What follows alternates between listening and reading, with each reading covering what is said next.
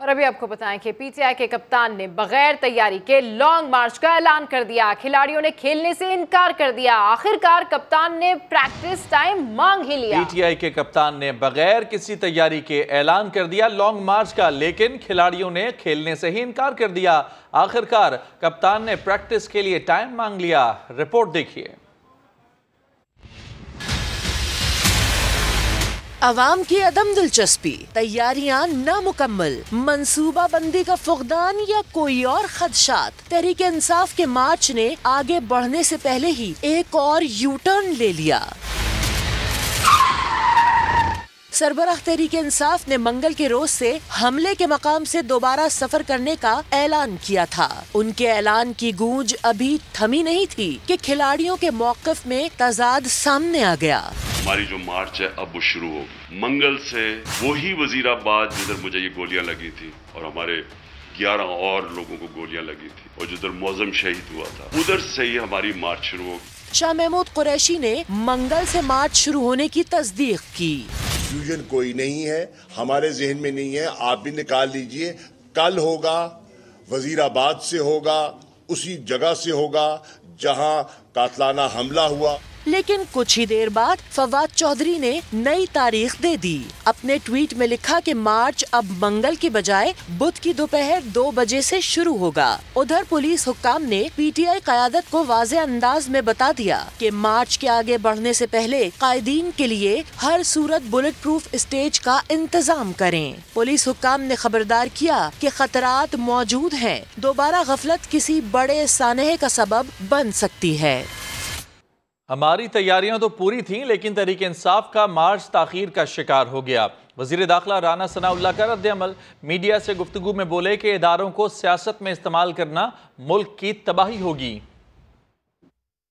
साहब ने कल की बजाय फिर परसों के लिए डेट दे दी लॉन्ग मार्च शुरू करने के लिए। अरेंजमेंट्स ठीक है हुकूमत की जानिब से? जी, अरेंजमेंट्स हुकूमत की जानिब से तो 4 तारीख के हवाले से थे, तो अब तो ये काफ़ी लेट हो गया है। किसी भी ऐसे अदारे जो मुल्क के इस्तेहकाम की बुनियाद हो, वो जुडिशरी हो सकती है, वो पाक फौज हो सकती है, उनको इस किस्म की सियासत में इन्वॉल्व करना जो है ये मुल्क के लिए तबाहकुन है। और ये एक ऐसा आदमी जो मुल्क में अफरा तफरी चाहता है, फितना चाहता है, फसाद चाहता है, वो ये कोशिश कर रहा है। तो अगर उसकी कोशिश को कामयाबी मिलती है, किसी वजह से भी मिलती है या किसी सहारे से मिलती है, तो वो बड़ी बदकिस्मती होगी। हमारा इसके ऊपर बड़ा वाज़ेह स्टांस है। हमारे ख़िलाफ़ दें मुकदमा, हमारे ख़िलाफ़, मेरे ख़िलाफ़ मुकदमा दर्ज करवाएं। मैं शामिल तफ्तीश होने को तैयार हूँ और मैं ये दावे से कहता हूँ कि वो जो मुलज़म नवीद जो मौके से पुलिस ने पकड़ा है, इनके कारकुनों ने पकड़वाया है, वही मुलज़म है। सुप्रीम कोर्ट ने पीटीआई चेयरमैन इमरान खान पर हमले का मुकदमा 24 घंटे में दर्ज करने का हुक्म दे दिया। आईजी पंजाब ने अदालत में इंकशाफ किया कि वज़ीर आला परवेज़ इलाही ने मुकदमा दर्ज करने से रोका था। चीफ जस्टिस उमर अता बंदियाल ने रिमार्क्स दिए कि FIR दर्ज ना की गई तो सोमोटो लेंगे। समाअत की मज़ीद तफसीलात जानते इस्लामाबाद से जुल्करनैन इकबाल की इस रिपोर्ट में। इमरान खान के मार्च पर हमले का मुकदमा वजीर आला पंजाब की वजह से अब तक दर्ज नहीं हो सका। आईजी पंजाब ने सुप्रीम कोर्ट को आगाह कर दिया। अदालत में समाअत तो इमरान खान के खिलाफ तौहीन अदालत की हुकूमती दरख्वास्त पर हो रही थी, मगर बात वजीराबाद वाक़े की तरफ मुड़ गयी। चीफ जस्टिस उमर अता बंदियाल ने लाहौर रजिस्ट्री से कार्रवाई में ऑनलाइन शरीक आईजी पुलिस से मार्च पर हमले की FIR 90 घंटे बाद भी दर्ज न होने की वजह पूछी तो फैसल शाहकार ने बताया कि इंदराज मुकदमा की दरख्वास्त पर वजीर आला पंजाब से मुशावरत की थी। उन्होंने तहफ़्फ़ुज़ात का इजहार करते हुए FIR काटने से मना कर दिया। चीफ जस्टिस ने करार दिया, सूबाई हुकूमत का मौक़िफ़ पुलिस से अहम नहीं हो सकता। कौमी लीडर को कत्ल करने की कोशिश की गई, मामले की नज़ाकत को समझें। अदालत ने आईजी पंजाब को हुक्म दिया कि 24 घंटे के अंदर मुकदमा दर्ज करके बेहतरीन अफसरों से तफ्तीश कराएं, शवाहिद जमा करें और फोरेंसिक भी कराएं। अदालत आपके साथ है। किसी ने केस में मुदाखलत की तो अदालत उसके काम में मुदाखलत करेगी। अदालत ने इमरान खान को तौहीन अदालत के मामले में जवाब जमा कराने के लिए मजीद 6 रोज की मोहलत देते हुए समाअत मुलतवी कर दी। इमरान खान पर हमले की FIR दर्ज न होने और पंजाब के आला हुकाम की बद इंतजामी पर वफाकी हुकूमत के शदीद तहफ़्फ़ुज़ात सामने आ गए। वफाकी हुकूमत की जानिब से 5 नवंबर को चीफ सेक्रेटरी और IG पंजाब को ख़त में इन तहकीकात का इन तहफ़्फ़ुज़ात का इजहार किया गया। अब्बास नकवी की रिपोर्ट देखिए।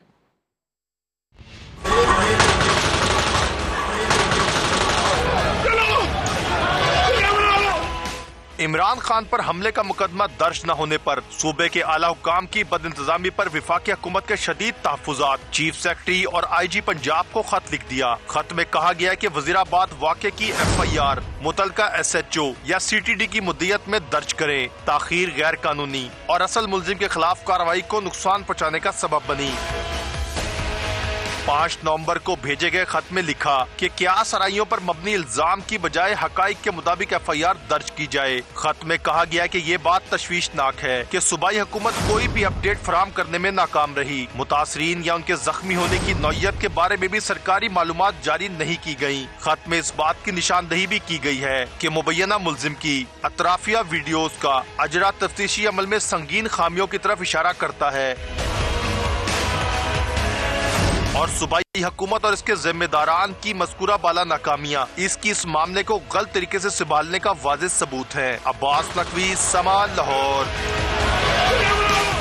वजीराबाद का मुकदमा दर्ज ना किया तो हम अपनी मुद्दत में दर्ज करवाएंगे। मुआवने खुसूसी अता तारड़ का ऐलान, सवाल उठाया। इमरान खान को लगाया गया प्लास्टर, 2 दिन बाद कैसे उतर गया? लगता है खान साहब को पिस्तौल नहीं डिस्प्रिन की गोलियां लगी।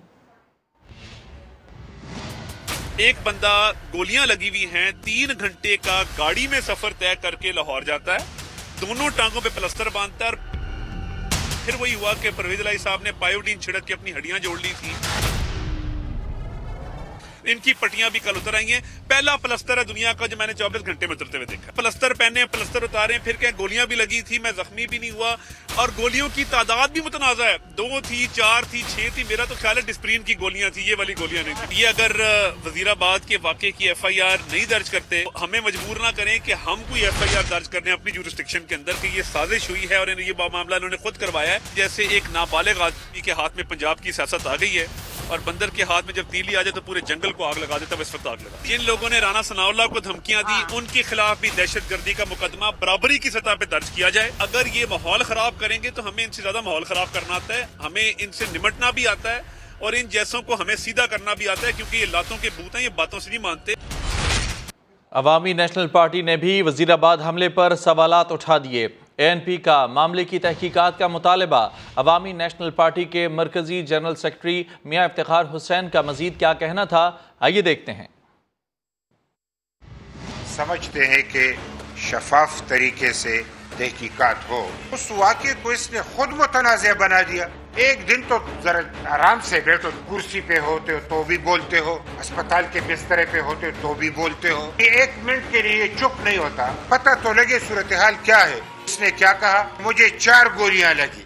4 गोलियां लगी तो पास में अस्पताल है, अस्पताल जाओ ना। करीब अस्पताल में क्यों नहीं गए? करीब अस्पताल के बजाय अपने अस्पताल में गए कि अपनी मर्जी की रिपोर्ट तैयार करें। पहले 1 गोली की बात, फिर 2 गोलियों की बात थी, फिर 4 गोलियों की बात थी और डॉक्टर्स डर के मारे क्या कह दिया, गोली के कुछ टुकड़े हैं जो इसके बदन में छुप गए। उन्होंने कहा कि ये 30 बोर है और 9 mm है। इसके पिस्टल का कारतूस जो है वो टुकड़े नहीं होता। टुकड़ों की ये बात कर रहे हैं, ये तो हैंड ग्रेनेड के हो सकते हैं, ये तो फिर खुदकश धमाके के हो सकते हैं। मौके पे मौजूद खुदकश धमाका भी नहीं हुआ, हैंड ग्रेनेड के शवाहिद भी नहीं है। गवर्नर पंजाब बलीगुर रहमान का कहना है कि इमरान खान की तहरीक का मकसद वज़ीर आज़म बनना है। लॉन्ग मार्च का नाम स्लो मार्च रख दिया जाए। कराची में मीडिया से गुफ्तगू करते हुए बलीगुर रहमान ने गवर्नर हाउस लाहौर पर हमला पंजाब हुकूमत की नाकामी करार दिया। साहब की जो पूरी तहरीक नज़र आ रही है उसका एक ही मकसद है कि मुझे वज़ीर आज़म बनाओ, और उस तहरीक में इस दफ़ा कोई जान नज़र नहीं आ रही। वो जो सो कॉल्ड लॉन्ग मार्च है, वो लॉन्ग मार्च से ज़्यादा बेहतर है कि उसका नाम स्लो मार्च रख दिया जाए। गवर्नर हाउस लाहौर पे जो हमला हुआ तो देखने में बहुत थोड़ी तादाद में वो लोग थे, लेकिन पंजाब हुकूमत की बहुत बड़ी नाकामी है कि वो उसको गेट के करीब आने से रोक ना सके पथराव से रोक ना सके। PTI और इमरान खान जो मुल्क में इंतशार चाहते हैं, इंशाअल्लाह वो नहीं होगा और मुल्क बेहतरी की तरफ जाएगा। वफाक की जानिब से मुअत्तली की नोटिफिकेशन भी बेअसर। CCPO लाहौर मुअत्तल होकर भी ओहदा छोड़ने को तैयार नहीं। पंजाब हुकूमत की हिदायत पर वफाक के खिलाफ अदालत से रुजू कर लिया। अरशद अली की रिपोर्ट देखिए।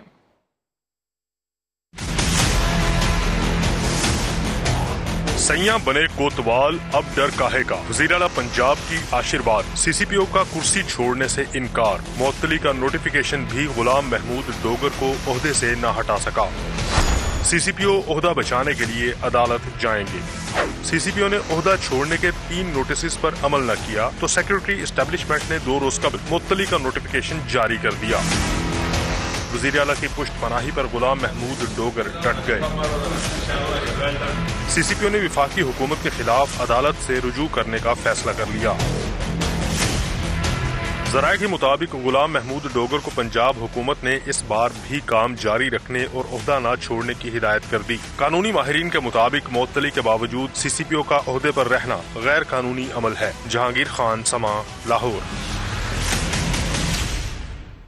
पाकिस्तान तहरीक इंसाफ ने रावलपिंडी का इस्लामाबाद से ज़मीनी राब्ता मुनक़ता करने का मंसूबा बना लिया। हुकूमत ने भी जत्थे से निपटने के लिए कमर कस ली है।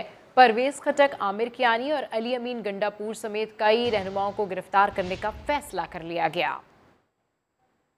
शहर इक़्तिदार और रावलपिंडी में वफाकी हुकूमत और PTI के दरमियान बड़े टकराव का खतरा। तहरीक इंसाफ ने जुड़वा शहरों को जोड़ने वाले तमाम रास्ते बंद करने का मंसूबा बना लिया। कानून नाफिज करने वाले इदारों ने भी मुजाहिरीन से निपटने की तैयारी कर ली। PTI रावलपिंडी की क़यादत ने फैसला किया कि रावलपिंडी से दारुल हुकूमत में दाखिले के तमाम मकामात को आज दोपहर से बंद कर दिया जाएगा। इस्लामाबाद की नाकाबंदी अगले 72 घंटों के लिए की जाएगी। Deputy speaker Punjab assembly वासिक Qayyum Abbasi ने नई एहतजाजी हिकमत अमली की तस्दीक की। दूसरी जानिब कानून नाफिज करने वाले वफाकी इदारों ने PTI के अहम रहनुमाओं के खिलाफ क्रैक डाउन का प्लान बना लिया। परवेज खटक, शेख राशिद शफीक, आमिर कियानी के वारंट जारी। अली अमीन गंडापुर और मलिक आमिर डोगर को भी गिरफ्तार करने का फैसला कर लिया गया। इस्लामाबाद एयरपोर्ट तक रेंजर्स, FC और वफाकी पुलिस के दस्ते गश्त करेंगे। रोड बंद करने वालों के खिलाफ फौरी कार्रवाई होगी। मुस्लिम लीग नून पंजाब की तर्जुमान अज़मा बुखारी का कहना है कि इमरान खान ने डिजिटल लॉन्ग मार्च किया है, जिसका ऐलान किया गया है। अब इनकलाब भी ऑनलाइन ही आएगा। ये सब एक अहम तकर्री रोकने के लिए किया जा रहा है। इमरान खान साहब, अब आपने देखा कि कल डिजिटल लॉन्ग मार्च है, उसका ऐलान किया है। जो इनकलाब है वो भी ऑनलाइन, और उन्होंने कहा कि वो 10 से 14 दिन के अंदर इस्लामाबाद पहुंचेंगे। आप डेट का अंदाजा लगाइए। इमरान खान का जो कतई मतलब पाकिस्तान में इलेक्शन के हवाले से नहीं है, वो फितना काहे के लिए है? वो एक तैनाती रोकने के लिए है। और इमरान खान को आर्मी चीफ नहीं चाहिए, एक बुजदार चाहिए। आईने इमरानिया इस मुल्क में नहीं चलेगा। PTI का एक वतीरा है, उनको हर चीज पे सियासत करनी है, और वो लाशें ढूंढ रहे होते हैं, वो जख्म ढूंढ रहे होते हैं। इसी तरह उनको एक कतरा खून मिल जाए, उसके साथ भी वो काम चला लेते हैं। आज तक ये नहीं बता सके कि इमरान खान को गोली लगी है, गोली के फ्रेगमेंट्स लगे हैं, उनको लगा क्या है। लेकिन उनके लोग जिद है, मान लें उनको कोई गोली नहीं लगी, उनको कोई मिसाइल लग गया है, कोई टैंक तोप का गोला लग गया है। मुझे समझ नहीं आती कि ये ऐसी कौन सी बात है जिसकी पर्दादारी है। पंजाब हुकूमत में वो इख्तियार नहीं है, लेकिन वो चिमटे रहना चाहते हैं। वज़ीर ख़ज़ाना, अपना रवैया दुरुस्त करें, हठधर्मी नहीं चलेगी। इंफॉर्मेशन टेक्नोलॉजी के वफाकी वज़ीर अमीनुल हक कराची में तकरीब के दौरान इसाकडार पर बरस पड़े। उन्होंने कहा कि मैं वज़ीर नहीं रहा तो इसाकडार भी नहीं रहेंगे। उन्हें IT और टेलीकॉम सेक्टर को फ़ायदा देना होगा। As a minister of IT and telecom I am unsatisfied. मैं अदब के साथ मिनिस्टर ऑफ फाइनेंस से कहता हूँ, आप अपने रवैया दुरुस्त करें, आप अपने रवैये में मुस्बत तब्दीली लेकर आए। मैं अपने IT इंडस्ट्री के साथ और टेलीकॉम इंडस्ट्री के साथ खड़ा हूं। अगर आप अपने रवैये में तब्दीली नहीं लाएंगे तो मेरी बात गौर से सुन लें। मैं अगर वजीर नहीं रहूंगा तो आप भी वजीर नहीं रहेंगे। मेरा मतलब आप समझ रहे हैं। तो आपको मेरे IT इंडस्ट्री के लोगों को रिलीफ देना होगा, आपको टेलीकॉम इंडस्ट्री के लोगों को फैसिलिटेट करना होगा, हम आपके पास प्रपोजल लेकर इस हफ्ते दोबारा आ रहे हैं and I am very much hopeful कि आप, चूंकि प्राइम मिनिस्टर का इंस्ट्रक्शन है, तो आप उस पर अमल करेंगे, हटदर्मी नहीं चलेगी। तहरीक इंसाफ के अरकान कौमी असम्बली एक तरफ तो असम्बली से मुस्ताफ़ी होने की दावेदार, तो दूसरी जानिब इस्तीफ़े मंजूर होने पर अदालतों से रुजू करते हैं। इस रवैये पर इस्लामाबाद हाई कोर्ट भी बरहम है। डी नोटिफाई किए जाने के खिलाफ शानदाना गुलजार की दरख्वास्त मंजूर होने पर पार्लियामान जाने का बयान हल्फी तलब कर लिया गया। तहरीक इंसाफ के मुस्ताफी अरकान कौमी असम्बली की इस्तीफे मंजूर होने पर भी हटदर्मी। इस्लामाबाद हाई कोर्ट ने डी नोटिफाई किए जाने के खिलाफ दायर दरखास्तें अदालती वक्त का ज़िया करार दे दी। शानदाना गुलजार केस में अदालत आलिया का इजहार बरहमी, खातून PTI रहनुमा की सरजनिश कर दी। दौरान समाज जस्टिस मियां गुल हसन औरंगजेब के सख्त रिमार्क्स, कहा शानदाना गुलजार की नशिस्त पर राहिला हामिद रुकने कौमी असम्बली मुंतखब हो चुकी हैं, क्या उनका ताल्लुक PTI से नहीं है? और अगर शानदाना गुलजार ही पार्टी के उम्मीदवार हैं तो फिर किसी और को टिकट क्यों जारी किया गया? दरखास्त गुजार को क्या इसलिए रिलीफ दिया जाए कि वो बहाल होकर फिर इस्तीफा दे दें? अदालत ने पार्टी और 9 मुंतखब रुकन को फरीक ना बनाने पर दरखास्त ही नामुकम्मल करार दे दी। PTI की मुस्ताफी रुकन को अदालत ने बाइज्जत रास्ता भी दिखा दिया, कहा बयान हल्फी जमा कराएं कि दरखास्त मंजूर कर लें तो आप पार्लियामेंट जाएंगी। अदालत का PTI और 9 मुंतखब रुकन राहिला हामिद को भी फरीक बनाने का हुक्म। दरखास्त मुकम्मल करके बयान हल्फी के साथ दोबारा जमा कराने की हिदायत करते हुए समाअत गैर मुइना मुद्दत तक मुलतवी कर दी। MKM और पीपल्स पार्टी के रहनुमाओं के दरमियान वज़ीर-ए-आला हाउस में अहम बैठक जारी है। मुलाकात में MKM से मुहाइदे और बल्दियाती कवानीन ज़ेरे बहस हैं। यह अहम खबर हम आपके साथ में शेयर कर रहे हैं कि MKM और पीपल्स पार्टी के रहनुमाओं के दरमियान वज़ीर-ए-आला हाउस में अहम बैठक जारी है। इस हवाले से मज़ीद तफ़सीलात जानते हैं समाके नुमाइंदे साद साबरी से। जी साद, क्या अपडेट्स हैं आपके पास? जी हाँ, बिल्कुल ऐसा ही है। MKM और सिंध हुकूमत के दरमियान एक अहम बैठक लगी है वज़ीर-ए-आला हाउस में, जहां पर MKM की जानिब से जो है वो डॉक्टर खालिद मकबूल सिद्दीकी, जबकि गवर्नर से मोहम्मद कामरान खान किशोरी और दीगर शामिल हैं। अगर हम सिंध हुकूमत की बात करें तो वज़ीर-ए-आला मुराद अली शाह के साथ वज़ीर बल्दियात नासिर हुसैन शाह, सईद गनी और शर्जील इनाम मेमन, वज़ीर इत्तलात जो है, ये तमाम मौजूद हैं। जो सिंध में बल्दियाती कवानीन में तरामीम का एक दौर शुरू हुआ था मुज़ाकरात का MKM और पीपल्स पार्टी के दरमियान, ये उसी की एक कड़ी है। आज का जो मेन मकसद है, मुलाकात का जो मेन एजेंडा है, वो कराची में सिंध के अंदर जो डिलिमिटेशन का मामला है, हल्का बंदियों का मामला है, उसके ऊपर MKM बात करने गई है पीपल्स पार्टी से और वहां पर अपने तहफ़्फ़ुज़ात रखेगी। जबकि जो आर्टिकल 140A के मामला है और बल्दियाती इंतखाबात के मामला है, उन तमाम मौजूदों पर भी बात की जाएगी। जबकि अगले तमाम मौजूदात पर भी बात की जाएगी। अपडेट करने के लिए शुक्रिया साथ।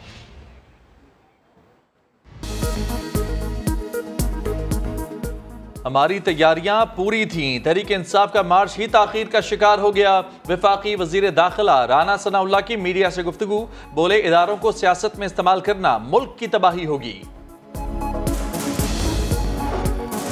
पेशावर में PTI कारकुनान की तोड़फोड़, ANP ने खैबर पख्तूनख्वा असम्बली में तहरीक इल्तवा जमा करवा दी। लिखा टोल प्लाजा की बंदिश से शहरियों को मुश्किलात का सामना करना पड़ रहा है। IG खामोश तमाशाई बने हुए हैं।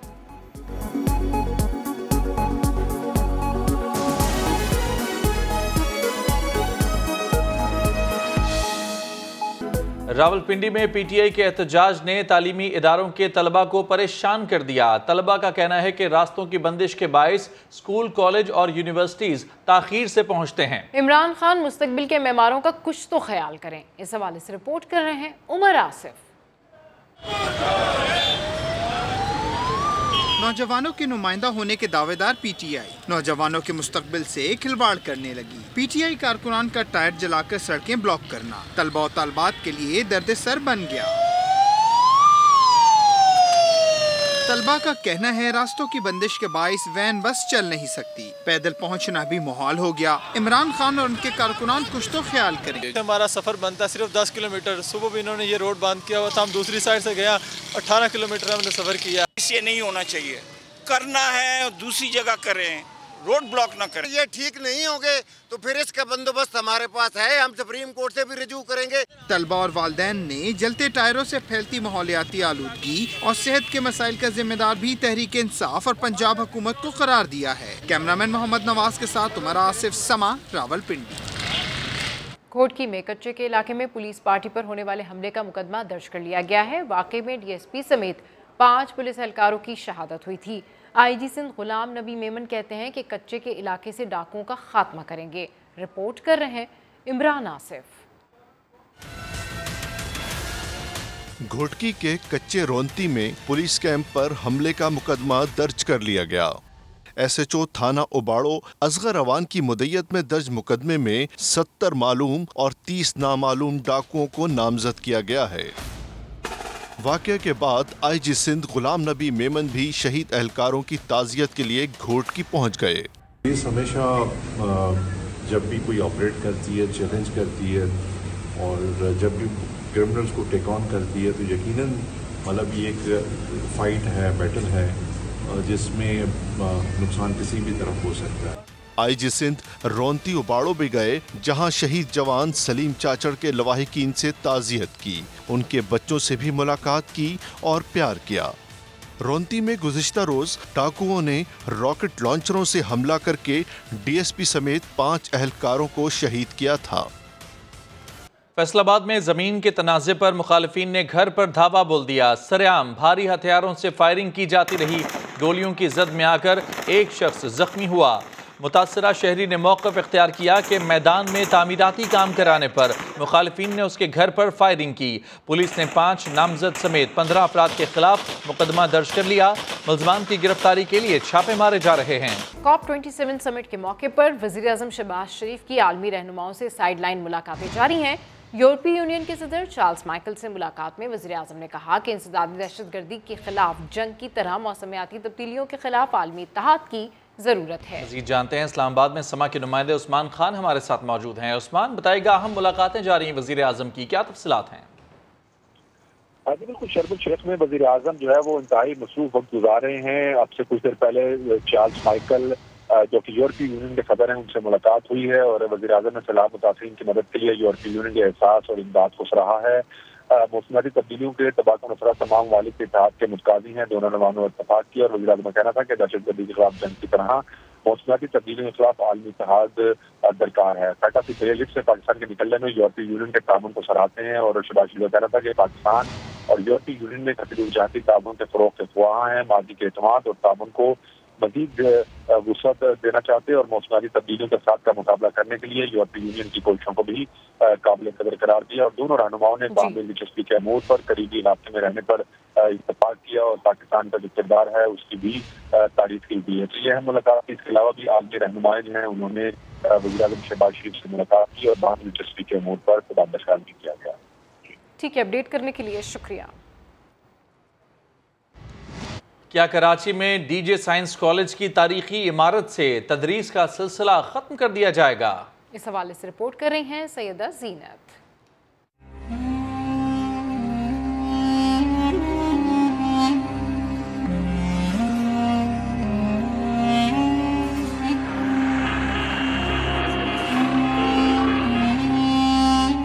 कराची में नौआबादियाती दौर की याद दिलाने वाला तामीराती शाहकार डीजे साइंस कॉलेज 1887 में कयाम के बाद से इस तारीखी इमारत में तदरीस जारी है, मगर 135 साल बाद इस कॉलेज के दरवाजे तलबा पर बंद किए जा रहे हैं और दीगर मकासद के लिए इमारत का इस्तेमाल बढ़ता चला जा रहा है।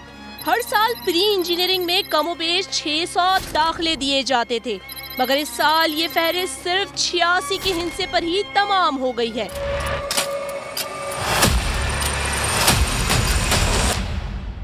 रिकॉर्ड के मुताबिक गुज़िश्ता साल इसी डीजे साइंस कॉलेज के प्री इंजीनियरिंग ग्रुप में 575 दाखिले दिए गए। डीजे साइंस कॉलेज के प्रोफेसर और सप्ला के रहनुमा का कहना है कि इसका मकसद दाखिलों में कमी का जवाब बनाकर इस इमारत को बतौर कॉलेज इस्तेमाल ख़त्म करना है। पिछले साल तो हमने जो है तकरीबन मिला के 800 के करीब किए थे मेडिकल और प्री इंजीनियरिंग। इस मरतबा जो है सिर्फ जो है ना 300 के करीब हुई है एडमिशन जो मिला के जो है दोनों को। मेडिकल के जो है ना हमारी जो है ना कोटा जितनी हमारे दाखिला होती हैं 200 के, अब वो तो कंप्लीट हो गई, मगर प्री इंजीनियरिंग जो कि 400-500 के करीब या इससे भी जो है ज़्यादा होती थी, वो जो है इस मरतबा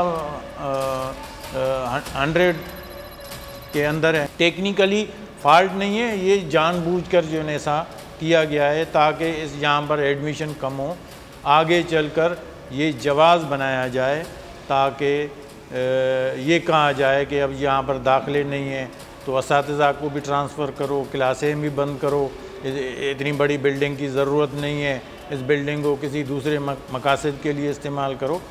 सामान्य दाखिलों में कमी के मामले पर कई बार डीजे साइंस कॉलेज के प्रिंसिपल मेहर मंगी से राब्ता किया। मुसलसल टाल मटोल के बाद डीजे साइंस कॉलेज के प्रिंसिपल मेहर मंगी ने कम दाखिलों के बारे में डीजी कॉलेज से बात करने का मशवरा दिया, जिसमें डीजी कॉलेजेस का कहना था कि डीजे साइंस कॉलेज उन तमाम कॉलेजेस में से है जिनके मामलात बराह रास्त स्पेशल सेक्रेटरी देखते हैं। समा ये मामला लेकर स्पेशल सेक्रेटरी अब्दुल अलीम लाशारी के पास पहुंचा तो उन्होंने गलत बयानी से भी गुरेज नहीं किया। अलग से लोग अप्रोच करते थे कि हमें डीजे साइंस कॉलेज में एडमिशन चाहिए। ज़ाहिर एक लिमिट होती है क्लासेस की, हमें उनको भी देखना होता है कि क्लासेस से ज़्यादा बच्चे ना हों, तो उसी हिसाब से। अदरवाइज़ कम तो बिल्कुल नहीं हुई है, ज़्यादा हुई है। कम तो बिल्कुल नहीं हुई है, ज़्यादा हुई है। एक बार फिर देखिए, 2021 में प्री इंजीनियरिंग ग्रुप में 575 दाखिले हुए और 2022 में सिर्फ 86। सामान्य तारीखी इमारत के एक के बाद एक हिस्से पर मुख्तलिफ महकमों के कब्जा जमाने का सवाल स्पेशल सेक्रेटरी अब्दुल अलीम लाशारी से किया तो उन्होंने इसे आर्जी आर्जा करार देकर मामले की संगीनी को कम करने की कोशिश की। ये जो सिंधी लैंग्वेज ट्रेनिंग का जो टीचिंग का जो हम वहाँ पे इस्टेब्लिश कर रहे हैं, ये कोई प्राइवेट इदारा नहीं है, हम किसी प्राइवेट इदारे को नहीं दे रहे। ये सिंधी लैंग्वेज अथॉरिटी है, गवर्नमेंट का डिपार्टमेंट है। आरजी एक सेटअप है, जब तक वो अपना लें, या अगर कॉलेज की ज़रूरत बढ़ जाएंगी तो भी हम उनको जो है वो वेकेट करा देंगे। सिंध टेक्स्ट बुक बोर्ड को भी डेफिनेटली उनको आर्जी तौर पे, अभी भी आर्जी तौर पे है, परमानेंट वो नहीं है। उनको हम किसी भी वक्त उनसे खाली करवा सकते हैं अगर कॉलेज की नीड बढ़ेगी तो। जिस तारीखी इमारत की हिफाजत के लिए इसे हेरिटेज बिल्डिंग की फहरिस्त में शामिल किया गया था, इसमें मुख्तलिफ महकमों को बसाने के लिए पहले ही बहुत तोड़ फोड़ हो चुकी है। वॉशरूम्स बना दिए गए हैं और तो और हेरिटेज बिल्डिंग्स में शामिल प्रिंसिपल बेंगलो में भी ऑल्ट्रेशन का काम जारी है। कैमरा टीम के साथ सैयदा ज़ीनत, समा, कराची। ऑस्ट्रेलिया में गिरफ्तार श्रीलंकन क्रिकेटर दुनिश्का गुनाथिलाका की दरख्वास्त से जमानत मुस्तरद कर दी गई। गैर मुल्की मीडिया रिपोर्ट्स के मुताबिक गुनाथिलाका को हाथों में हथकड़ी लगाकर वीडियो लिंक के जरिए सिडनी की अदालत में पेश किया गया, जहां अदालत ने उनकी जमानत की दरख्वास्त को मुस्तरद किया। श्रीलंकन बोर्ड ने खिलाड़ी को मुअत्तल कर दिया, तमाम तर्ज की क्रिकेट में हिस्सा नहीं ले सकेंगे। गुनाथिलाका को खातून से ज्यादती के इल्ज़ाम में गुज़िश्ता रोज़ टीम होटल से गिरफ्तार किया गया था। खातून के मुताबिक उन्हें 2 नवंबर को श्रीलंकन क्रिकेटर ने जिनसी ज्यादती का निशाना बनाया था। कौमी टीम के फास्ट बॉलर हारिस रऊफ आज अपनी 29वीं सालगिरह मना रहे हैं। सिडनी में शादाब खान और शाहीन आफरीदी की हारिस रऊफ से छेड़छाड़, हारिस का केक खुद काटने लगे, फिर हारिस ने टीम के खिलाड़ियों के साथ केक काटकर सालगिरह मनाई।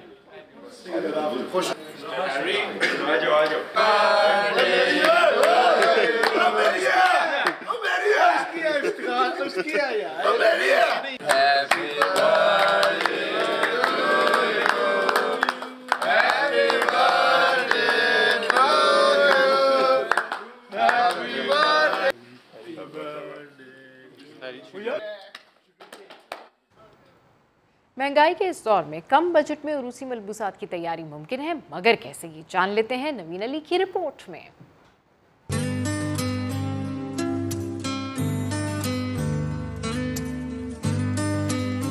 ये है रंग महल लाहौर का ज़ेली बाजार, जो सुआ बाजार के नाम से मशहूर है। यहाँ उतरी है अरूसी मलबूसात की बहार।